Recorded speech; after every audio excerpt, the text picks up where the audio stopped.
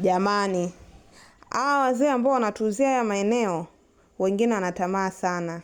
Wanauza maeneo mara mbili. Huyu mwenzetu hapa ameshapigwa na kitu kizito. Ile eneo alinunua kuanzia mwaka 2015. Lakini hakuwahi kulifanyia upimaji wala kumilikishwa.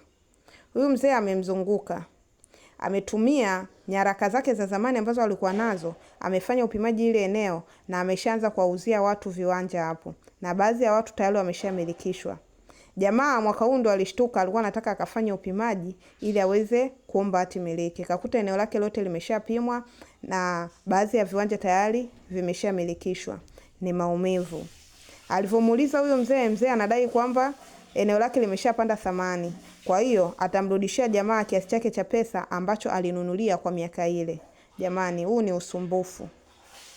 Jamani, mnavyonunua haya maeneo, mjitahidi sana kufanya upimaji na kumilikishwa ili kuepukana na mambo kama haya. Ni usumbufu.